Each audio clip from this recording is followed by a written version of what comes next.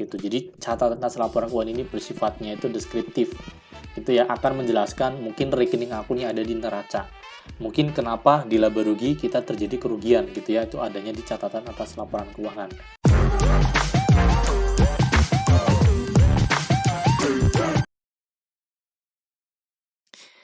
Oke, kali ini kita akan bahas mengenai siklus akuntansi gitu ya. Jadi mungkin teman-teman juga sudah lumayan tahu ya dengan siklus akuntansi. Cuma di sini kita akan membahas flow-nya siklus akuntansi itu secara ringan dan juga harapannya lebih ngena di pemahaman teman-teman terkait konsep akuntansi itu sendiri. Gitu. Jadi untuk siklus akuntansi itu yang pertama pasti berkaitan dengan pencatatan bukti transaksi yang sah gitu ya.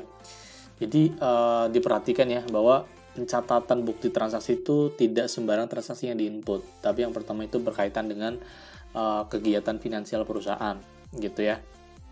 Kemudian yang kedua, transaksi yang harus dicatat itu harus yang sah gitu. Jadi ada beberapa yang memang tidak sah. Contohnya apa?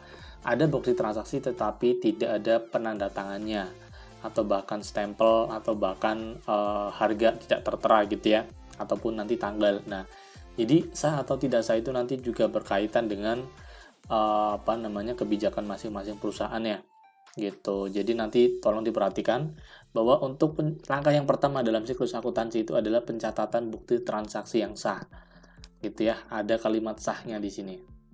Kemudian yang kedua itu di sini kita akan membuat jurnal akuntansi gitu ya. Nah, yang kedua itu terkait dengan jurnal akuntansinya. Didapat dari mana? Didapat dari pencatatan bukti transaksi ini. Nah, jadi kan dalam bukti transaksi ini ada beberapa transaksi kan. Mungkin pembelian, penjualan, jurnal umum, penggajian, penyusutan aset gitu kan. Nah, dari bukti transaksi tersebut nanti kita akan masukkan ke jurnal akuntansi. Gitu ya. Jadi langkah kedua jurnal akuntansi, kemudian selanjutnya itu di sini kita akan membuat yang namanya buku besar. Gitu. Nah, buku besar ini apa? Buku besar itu sebenarnya kalau saya bantu jelaskan itu di sini terkait dengan resume rekening akun atau resume pos rekening akun ya. Jadi gini maksudnya. Di jurnal akuntansi ini kan banyak ya, nanti dari tanggal 1 sampai tanggal 30 itu sesuai dengan transaksi yang diinput gitu. Nah, jadi kan dalam tanggal kurun waktu 1 bulan itu kan random nih jurnalnya. Nah, buku besar itu dia akan mengambil resume rekening akunnya. Contohnya apa? Misalkan kita mau ngambil rekening akun kas gitu ya. Ini contohnya itu akun kas gitu ya. Nah, jadi untuk buku besar ini hanya akan berisi rekening akun kas dan mutasinya selama 1 bulan gitu ya. Jadi tanggal 1 ada transaksi kas apa gitu ya, ada mutasinya tuh pasti keluar masuk yang akhirnya itu nanti ada saldo akhir gitu ya. Jadi konsepnya buku besar itu dia menampilkan mutasi dan saldo akhir gitu ya. Ini mutasi dan saldo akhir. Nah, oke, setelah di sini buku besar kita udah dapat mutasinya dan saldo akhirnya, selanjutnya siklusnya adalah kita akan membuat yang namanya neraca saldo. Gitu. Nah, neraca saldo ini apa sih? Kalau tadi buku besar isinya itu pos rekening akun, di neraca saldo kita hanya akan mengisi pos rekening akun dan saldo akhir akun gitu ya. Jadi yang ditulis di neraca saldo itu merupakan yang ada di hasil akhir buku besar ini. Kalau buku besar kan ada menampilkan mutasi dan saldo akhir. Nah, saldo akhirnya akan kita pindahkan ke neraca saldo gitu ya. Jadi ini saling berkaitan. Nah, setelah neraca saldo udah kebentuk, langkah selanjutnya di sini kita akan membuat yang namanya jurnal penyesuaian gitu ya. Jurnal penyesuaian itu apa sih? Nah, bisa dibilang kalau jurnal penyesuaian ini ada karena transaksi yang belum selesai di periode bulan itu, gitu ya. Contohnya apa? Misalkan gini, kita ngomongin penyusutan ya, penyusutan aset. Jadi kan aset yang kita beli itu misalkan kendaraan nih, ada yang umurnya 4 tahun gitu ya.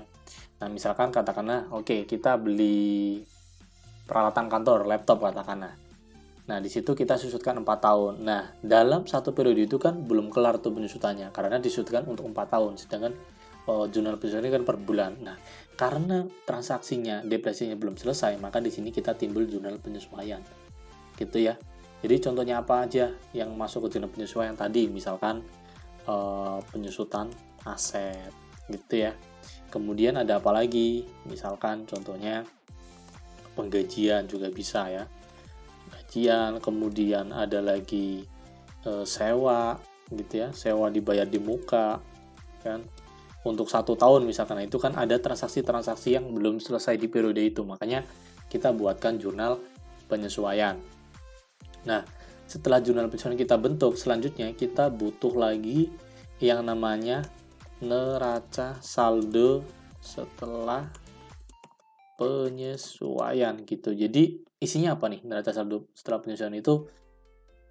Ini dia adalah neraca koreksi antara neraca saldo di sini yang warna hijau dengan jurnal penyesuaian gitu. Kalau ini kan tadi kan yang neraca saldo ini belum ngebentuk jurnal penyesuaian nih. Gitu. Makanya di sini neraca saldo setelah penyesuaian adalah neraca koreksi antara neraca saldo yang di sini warna hijau dengan jurnal penyesuaiannya. Gitu. Di sini posisinya udah neraca ya.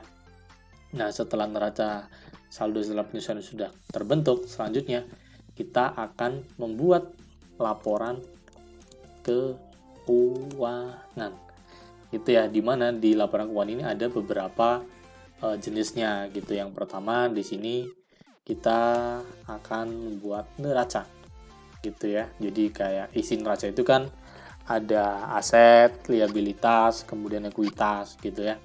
Kemudian laporan yang kedua itu ada yang namanya laporan laba rugi. Ini ya, profit and loss.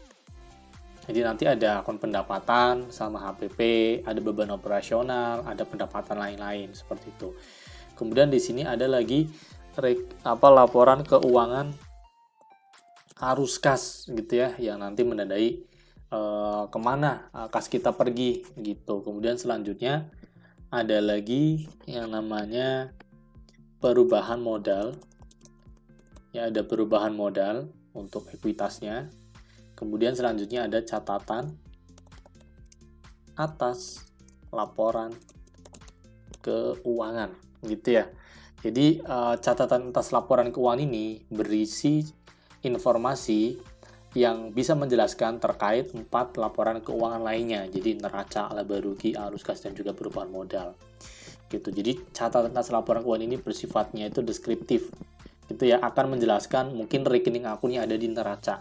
Mungkin kenapa di laba rugi kita terjadi kerugian gitu ya, itu adanya di catatan atas laporan keuangan. Berisi informasi-informasi yang tidak ada dalam 4 laporan keuangannya di sampingnya. Jadi neraca, laba rugi, arus kas, dan juga perubahan modal. Seperti itu. Oke, setelah laporan keuangan kita udah dapat semua, kemudian ada beberapa langkah opsional selanjutnya.